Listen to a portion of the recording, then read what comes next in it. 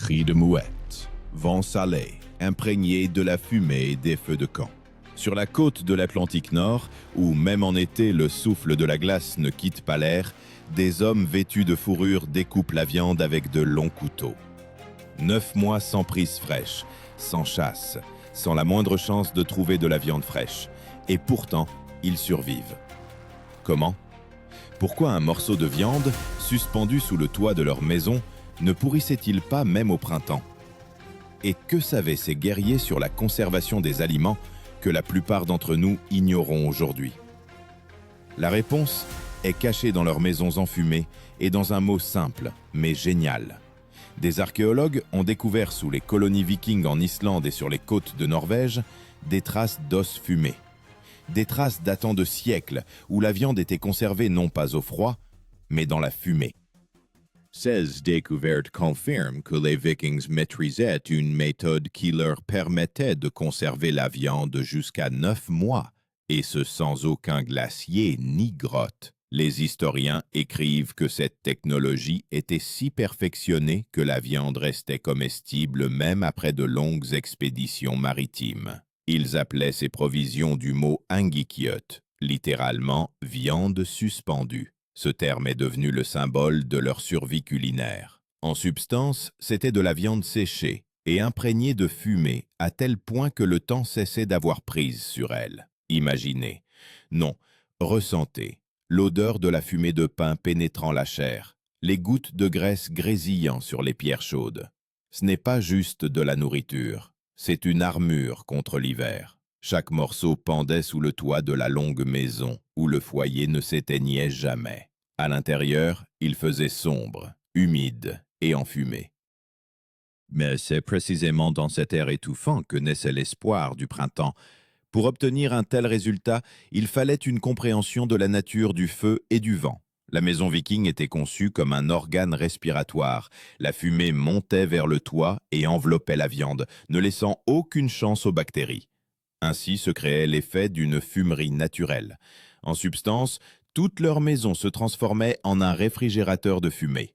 Mais ce n'était là que la première couche de leur secret. Car les Vikings ne se contentaient pas de faire sécher la viande, ils maîtrisaient les éléments. Ils savaient qu'une chaleur trop forte tuerait le goût et qu'une chaleur trop faible ne protégerait pas. C'est pourquoi ils choisissaient des bois aux arômes particuliers, le plus souvent le bouleau ou le genévrier. Le genévrier d'ailleurs agissait comme un antiseptique naturel. Ces résines non seulement conféraient à la viande un goût amer doux, mais elles tuaient aussi les bactéries. Cette méthode n'était pas un simple moyen de conserver la nourriture, c'était un rituel. La viande pendait à côté des armes, séchait au-dessus de la même fumée qui réchauffait leurs enfants. Dans ces volutes de fumée se confondaient la vie et la mort, le chaud et le froid, la force et la survie. Mais comment déterminait-il quand la viande était prête ? Étonnamment, il ne se fiait pas au temps, mais au son et à l'odeur. Les anciens disaient « quand la viande cesse de goûter et commence à chanter », c'est ainsi qu'ils appelaient le moment où la fumée pénétrait entièrement les fibres. Il semble aujourd'hui impossible de passer l'hiver sans réfrigérateur, mais les Vikings le faisaient année après année. Leurs maisons devenaient des usines de survie, où chaque planche, chaque fissure du toit faisait partie du système. Et pourtant, le fumage n'était qu'un début. Car toute la viande ne pouvait pas être conservée dans la fumée et la mer ne donnait pas toujours du poisson. Alors les Vikings avaient recours à une autre méthode, encore plus ancienne, la conservation par la force du vent et du sel. Et c'est là, à la frontière entre la terre et la mer, qu'ils ont inventé ce qui deviendra plus tard le symbole du goût nordique et de la résilience guerrière. Sur la côte grise de la mer du Nord, le vent fouettait comme s'il voulait arracher la peau. Le Viking se tenait à genoux dans l'eau glacée et jetait à la mer des morceaux de viande abondamment recouverts de sel, non pas pour faire un sacrifice aux dieux, mais pour la vie. Le sel était leur deuxième arme contre la pourriture, leur chimie avant l'apparition de la chimie. Ils l'appelaient vitagule, l'or blanc. Et ce n'était pas une exagération poétique, le sel coûtait plus cher que l'argent et chaque grain pouvait décider du destin d'une colonie entière. Les historiens écrivent que dans les villages du Nord, le sel était extrait en faisant évaporer l'eau de mer dans des récipients en argile. Ce processus était long et demandait des efforts considérables. plusieurs jours auprès du feu pour obtenir seulement une poignée de cristaux blancs. Le sel ne conservait pas seulement la viande, il la transformait en une réserve d'énergie solide et parfumée, capable de durer des mois, même par temps chaud. Des découvertes archéologiques à York et Trøndelag montrent des traces de grandes fosses à sel et de chaudrons carbonisés, preuve que les Nordiques ne savaient pas seulement travailler le sel, mais le faisaient à une échelle industrielle. Les Vikings utilisaient une méthode qu'ils ont plus tard appelée salage à sec. Des morceaux de viande étaient disposés en couches, saupoudrés de sel et laissés dans des fosses tapissées de pierre. Après quelques jours, la viande commençait à pleurer, à libérer de l'humidité qui s'infiltrait dans la terre, laissant une texture dense et élastique. Ce processus, ils l'appelaient blotrening, ce qui peut être traduit par saignement de la viande. Et si le fumage apportait la fumée et l'arôme, le sel apportait l'éternité. L'image sensorielle ici est presque douloureuse. L'odeur lourde du sel, la peau mouillée, figée par le froid, les doigts brûlés par la saumure. Le sel rongeait non seulement la viande, mais aussi les mains. Mais c'était l'odeur de la confiance, l'odeur du pouvoir sur la mort. Quand la mer était prise par la glace en hiver, quand le bétail avait été abattu depuis longtemps, c'était précisément ces couches salées qui devenaient le salut. Le terme sans lequel on ne peut comprendre cette étape est lactobactérie. Aujourd'hui, nous savons que c'était précisément elles, des micro-organismes bénéfiques qui supplantent les dangereux, qui commençaient à agir dans la viande lors d'un salage correct. Mais pour les Vikings, c'était de la magie. Ils voyaient que la viande, après avoir reposé dans le sel, ne se gâtait pas et croyaient que le sel aspirait le mal. Dans leur mythologie, le sel était souvent associé à la pureté. Ce n'est pas par hasard qu'ils en saupoudraient les lieux de sacrifice pour apaiser les dieux. Cependant, le sel était une rareté. Et alors, le vent entrait en jeu. Sur les falaises côtières, où les pêcheurs étendaient leurs filets, on pouvait voir des rangées de viande suspendues à des perches en bois. Le vent la séchait, la transformant en ce que l'on appellerait plus tard de la viande séchée. Dans le Nord, cette méthode était appelée skerpigyøt, littéralement viande piquante. Elle pendait pendant des semaines, oscillait au vent, noircissait, devenait dure comme la pierre. Mais à l'intérieur, elle conservait sa graisse et son goût. Selon les données archéologiques trouvées en Islande, les Vikings construisaient des granges spéciales, sans murs, ouvertes au vent, mais protégées de la pluie. La viande y pendait jusqu'à 6 semaines. La nature faisait le reste. Pas d'additifs, pas de technologie. Juste l'air, le soleil et la patience. C'était le premier réfrigérateur sec du monde. Le son que chaque enfant ayant grandi dans ces maisons a mémorisé, le bruissement des morceaux suspendus. Lorsque le vent passait à travers eux, ils émettaient un cliquetis sourd. La viande frappait la viande, comme des planchettes de bois, et ce son signifiait « l'hiver est proche, mais nous sommes prêts ». La viande séchée n'était pas seulement de la nourriture, c'était une unité stratégique. Lors des expéditions, quand les navires vikings partaient pour des mois, c'était précisément ces provisions qu'ils emportaient. Un morceau pouvait peser moins d'un demi-kilo, mais donnait de la force pour une journée entière. Les guerriers l'enveloppaient dans des tissus de laine pour qu'il ne s'imprègne pas d'humidité et le mangeaient directement sur les rames, quand il n'y avait pas le temps d'allumer un feu. Des études modernes montrent que la teneur en protéines d'une telle viande était presque 30% plus élevée que celle de la viande fraîche. Autrement dit, plus elle pendait longtemps, plus elle devenait nutritive. C'est peut-être pourquoi les Vikings pouvaient supporter des marches épuisantes de 50 km par jour sans perdre leur force. Et pourtant, même le sel et le vent ne suffisaient pas toujours. L'automne humide, les pluies, la putréfaction, tout cela pouvait anéantir des mois de travail. Et alors, les Nordiques ont inventé une troisième méthode, presque mystique, la fermentation. Il permettait à la viande de mourir de manière contrôlée, pour ensuite ressusciter son goût.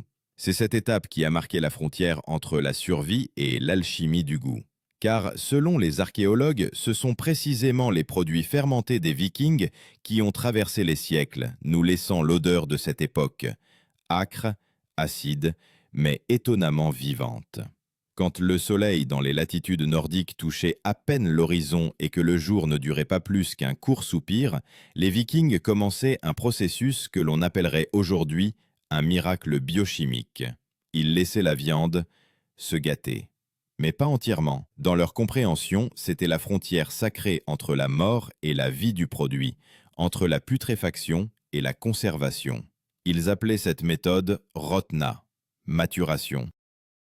De nos jours, les scientifiques l'appelleraient fermentation. Les historiens écrivent que c'est ce processus qui était à la base du célèbre plat islandais akarl, le requin fermenté, ainsi que du skata, la raie maturée. Mais ce qui semble aujourd'hui une folie gastronomique était, à cette époque, une question de survie. La viande soumise à une fermentation naturelle ne nécessitait ni fumée, ni sel, ni glace. Tout ce qui était nécessaire, c'était du temps, de la terre et du contrôle. Les Vikings enterraient la viande dans le sol ou la plaçaient dans des tonneaux en bois tapissés d'algues marines et d'herbes. Le tout était recouvert de pierres pour empêcher l'air de pénétrer. Ainsi se créait un environnement anaérobie, sans oxygène. Les bactéries vivant à l'intérieur de la viande commençaient à transformer lentement les protéines et les graisses, modifiant leur structure. Cela transformait la chair en quelque chose qui pouvait être conservé pendant des mois.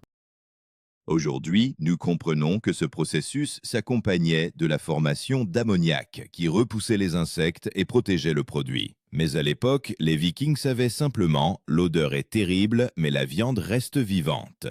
Des recherches archéologiques en Islande et aux îles Féroé montrent des restes de fosses contenant des os et des matières organiques de structures similaires aux produits fermentés. Les scientifiques supposent que des méthodes similaires étaient appliquées non seulement aux poissons, mais aussi à l'agneau, à la viande de cheval et même à la viande d'oiseaux marins. Et bien que cette méthode fût dangereuse, la moindre erreur de température pouvait coûter la vie, elle offrait ce que la fumée et le sel ne donnaient pas, l'indépendance. L'image de ce processus est presque rituelle. La nuit, la terre gelée, un homme en cape de fourrure plonge ses mains dans la fosse froide, respirant l'odeur âcre et douceâtre de la putréfaction. Quelque part à proximité, le vent hurle. Au loin, le métal résonne. Des armes sont forgées. Et au-dessus de tout cela, le silence, car même la respiration semble superflue. Ce n'est pas simplement de la préparation de nourriture. C'est un dialogue avec la nature, avec son ombre et sa lumière. Le terme qui reflète l'essence de ce qui se passe est fermentation anaérobie. Pour l'homme moderne, de la chimie, pour le viking, la volonté des dieux. Car il croyait qu'Odin avait enseigné aux hommes l'art de conserver la viande afin qu'ils puissent partir en expédition sans craindre la faim. Les sagas mentionnent de la viande qui ne pourrit pas, servie lors d'un festin alors que les provisions étaient épuisées depuis longtemps. Il s'agissait peut-être des premières mentions de produits fermentés. Le goût d'une telle viande était âpre, presque toxique. Un contemporain n'aurait pas pu en avaler un seul morceau, mais pour le Viking, c'était le goût de la victoire sur le temps.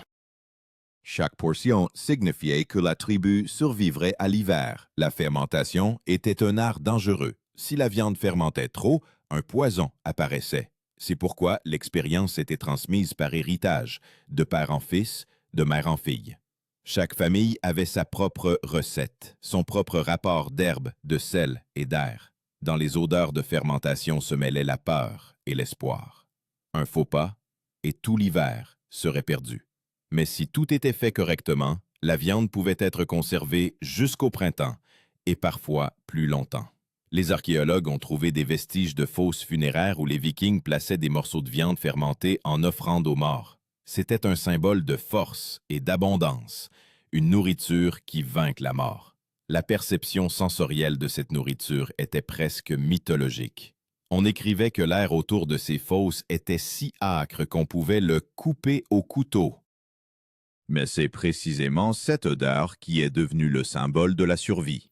De nos jours, les habitants d'Islande préparent toujours le hakarl, et cette recette n'a presque pas changé depuis 1000 ans. Ils continuent de faire ce que leurs ancêtres ont commencé, défier la nature avec l'aide de la nature elle-même. Mais même cette méthode, si fiable, n'était pas la limite de leur maîtrise. Car dans le nord, il n'y avait pas toujours de viande et les mers n'étaient pas toujours clémentes. Et alors, les Vikings trouvèrent un moyen de conserver non seulement la nourriture, mais aussi l'énergie de la vie, dans les graisses et les os. Cette étape les transforma de simples survivants en véritables maîtres de l'alchimie nordique. Le feu s'éteint, mais la graisse bouillonne encore.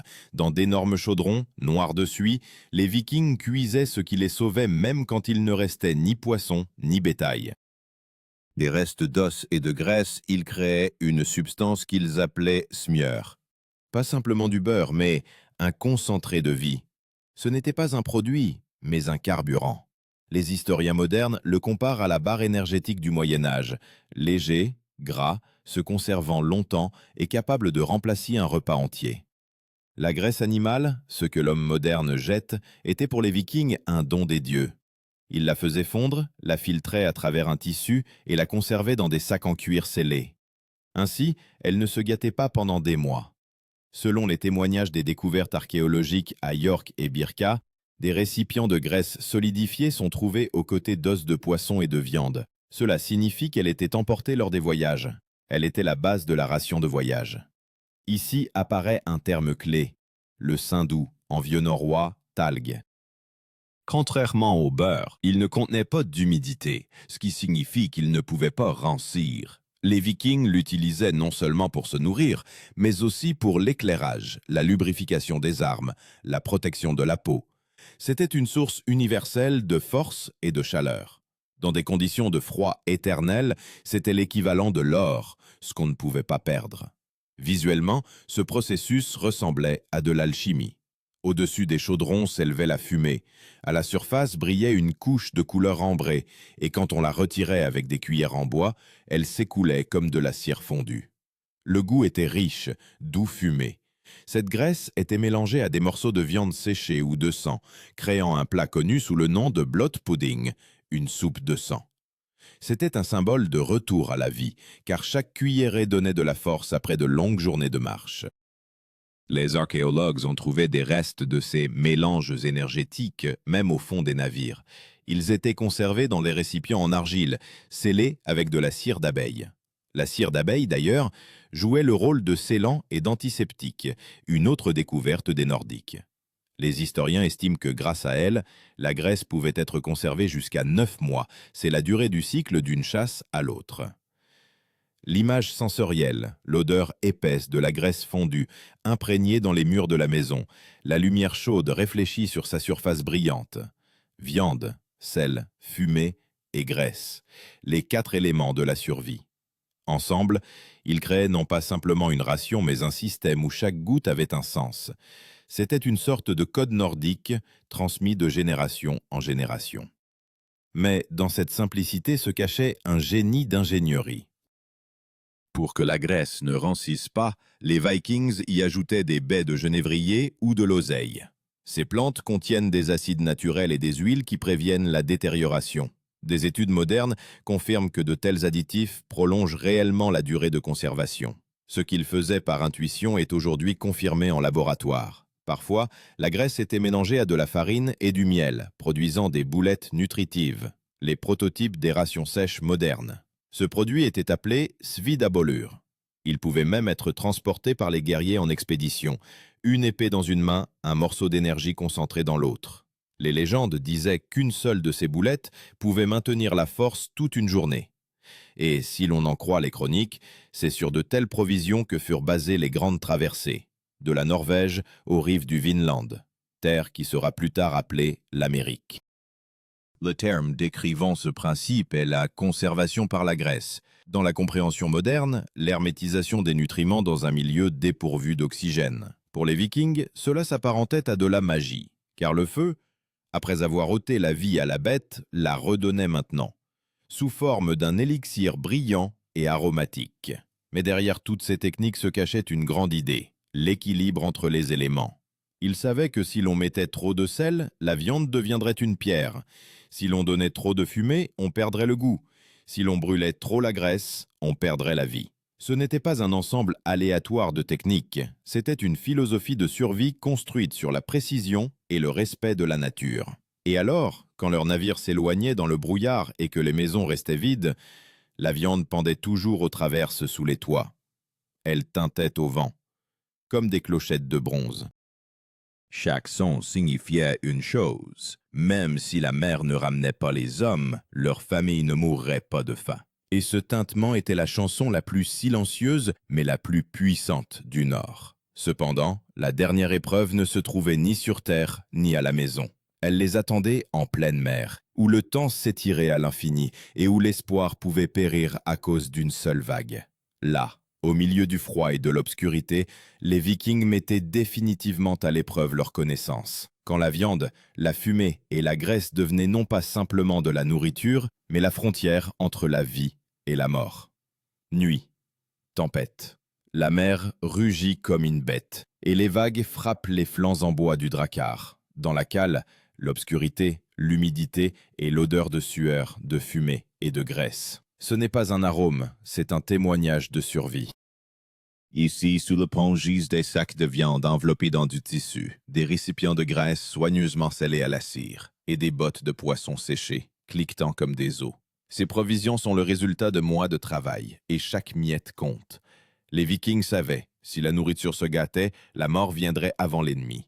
Les voyages vikings duraient des semaines, parfois des mois. Les historiens notent que lors des voyages vers les côtes de Grande-Bretagne ou d'Islande, chaque guerrier recevait environ un demi-kilogramme de viande ou de poisson par jour.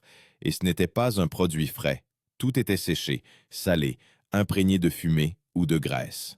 Mais c'est précisément cette viande, lourde, dure, presque inodore, qui leur donnait la force de ramer pendant des heures et de se battre lorsque le navire touchait une terre étrangère. Le terme qui décrit précisément leur ration est « ration de combat ». Les armées modernes utilisent ce terme pour un ensemble de vivres destinés aux longues campagnes. Pour les Vikings, c'était leur propre équivalent ancien, un système méticuleusement conçu où tout était interconnecté. Le sel, un conservateur, la fumée, un antiseptique, la graisse, une source d'énergie, la viande séchée, une base protéique. Tout est simple, et c'est en cela que réside le génie. Les archéologues ont trouvé des restes de tonneaux et de sacs en cuir sur les sites de mouillage de navires près de Roskilde et dans la région d'Oseberg. L'analyse a révélé des traces de sel et de graisse animale.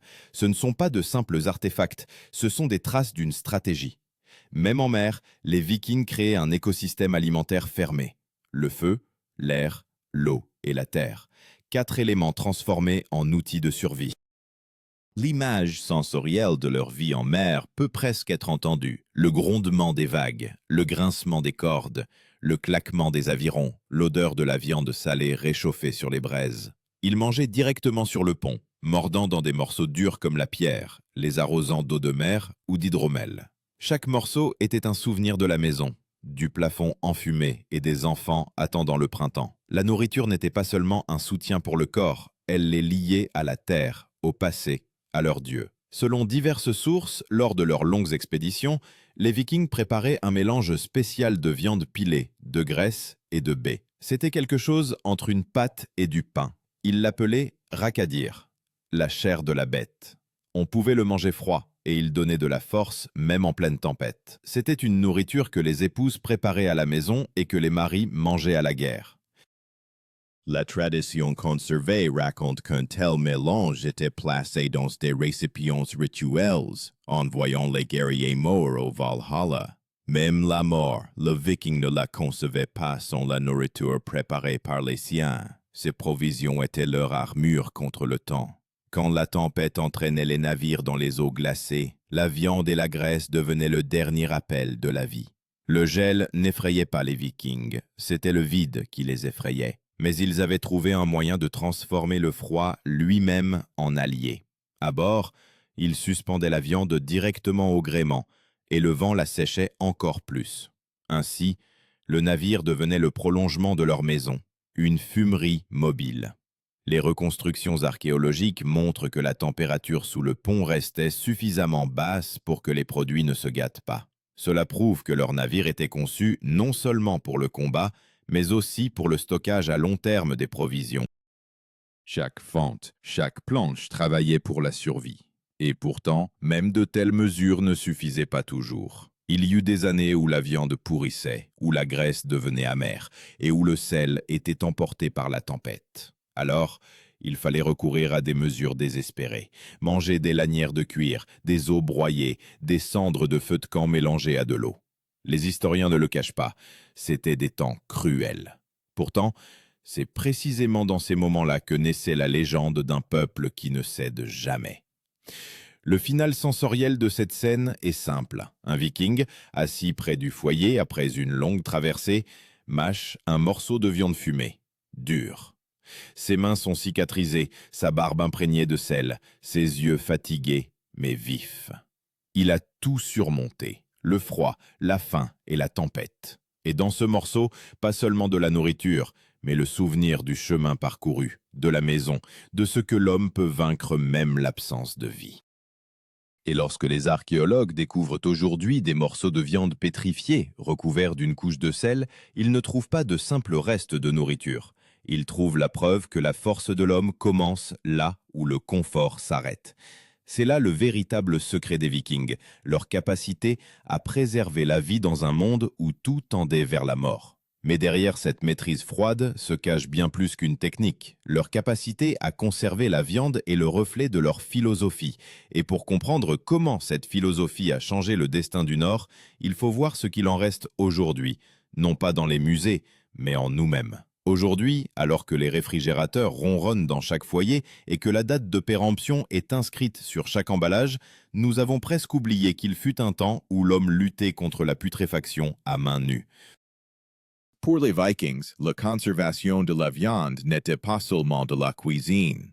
C'était une forme de foi, leur dialogue avec la nature, où chaque morceau fumé, chaque pincée de sel signifiait une victoire sur la mort. Les archéologues disent que le secret des Vikings est simple, non pas le froid, mais l'équilibre. Le feu donnait l'arôme, le sel, la pureté, le vent séchait, la graisse protégeait.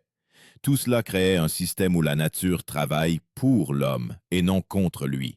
Et cette philosophie, basée sur l'endurance et le respect des éléments, est devenue le cœur du caractère nordique.